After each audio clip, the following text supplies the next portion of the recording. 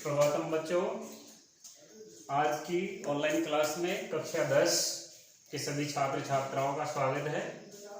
और आज हम पढ़ेंगे संधि। संधि में पूर्व रूप संधि। तो पूर्व रूप संधि का जो सूत्र है वो है एंग पदांता दति। सूत्र है एंग है पदांता दति। इस सूत्र का सूत्रार्थ होगा पदांतात् एंगो अति परे पूर्व परयोः स्थाने पूर्व रूपम एकादेशो भवति।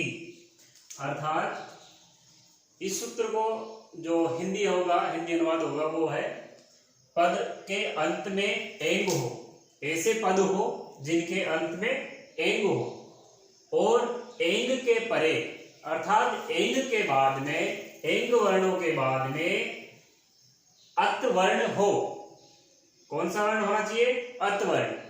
तो एंग के बाद में अत वर्ण परे रहने पर पूर्व परयो हो, तो पहले वाला वर्ण और बाद वाला वर्ण, पूर्व परयो पहले और बाद वाले वर्ण के स्थान पर पूर्व रूपम एकादेश भवति, पहले वाला वर्ण आदेश होगा।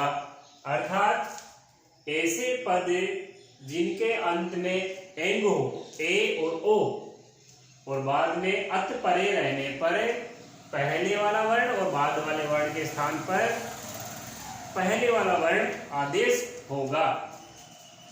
तो इसको हम उदाहरण के माध्यम से समझेंगे। तो यहाँ पर दो चीज आई है, एक तो एंग और एक अत।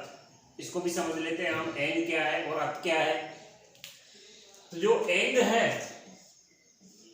है जो हमने पढ़ा था कक्षा 9 माहेश्वर सूत्र। उन माहेश्वर सूत्रों में 14 माहेश्वर सूत्र आए थे अपने। अ इ ऊण वे दृक ए ओंग ऐ औंच हय वरट लण यम गण नम जबय गढ़ दस जब गढ़ दस ख छठ त चट तव कपय सस सर और हल। ये 14 माहेश्वर सूत्र थे। और इन माहेश्वर सूत्रों में प्रत्याहार हमने बनाना सिखाया था। तो उन प्रत्याहारों में एंग प्रत्याहार है। ये है एंग, ये एंग वहां से माहेश्वर सूत्रों में एंग प्रत्याहार है। और एंग में दो वर्ण आएंगे, ए और ओ, ए और ओ। तो ऐसे पद जिनके अंत में क्या होना चाहिए? ए और ओ, ये दो वर्ण होने चाहिए।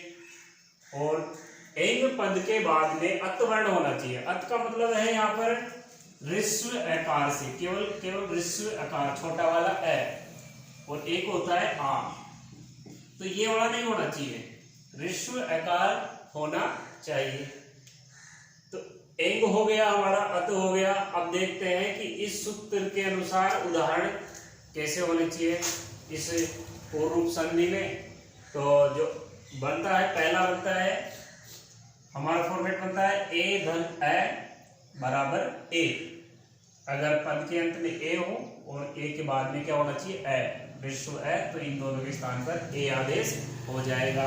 दोनों को मिलाकर पहले वाला वर्ण आदेश हो जाएगा। इसी तरह ओ धन ए, तो पद के अंत में ओ वर्ण होना चाहिए और ओ के बाद में ए वर्ण होना चाहिए।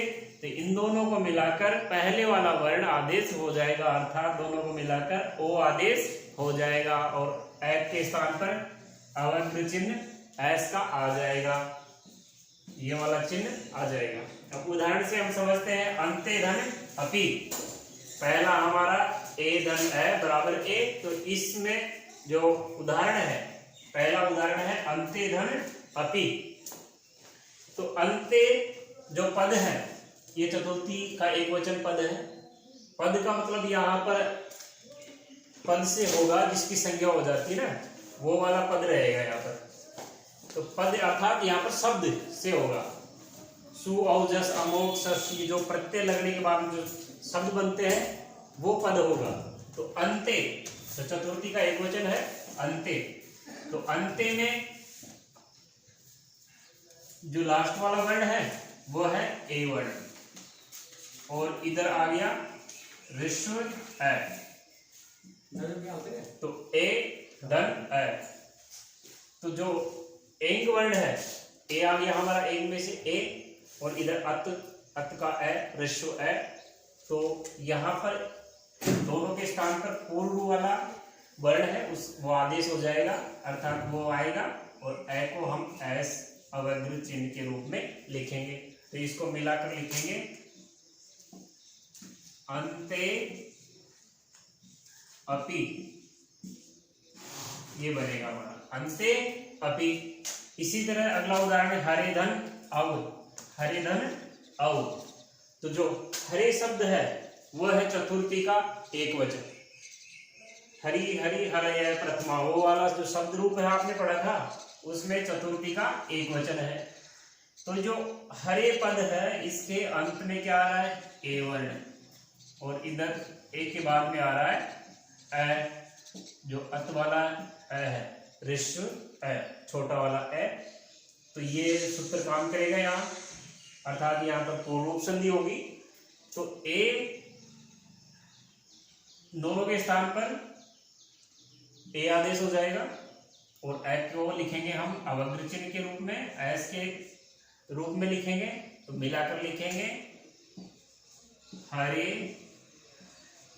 व हरेव, जो ए है या साइलेंट रह जाता है हरेव, और बोल भी सकते हैं हरेव भी बोल सकते हैं, हरेव भी बोल सकते हैं हम इसको।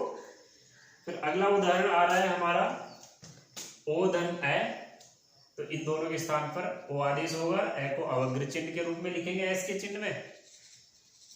तो यहाँ पर पहला उदाहरण है विष्णुधन अत्र, विष्णुधन अत्र, और इसके विष्णु जो शब्द है, जो पद है, इसके अंत में क्या है, ओ एंग का ओ, और इधर अत, अत का ए।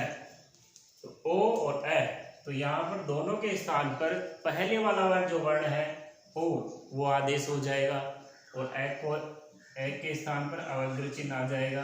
तो इसको भी मिलाकर लिखेंगे हम। तो ये आ जाएगा विष्णु अत्र, विष्णोत्र, इसको बोलेंगे विष्णोत्र।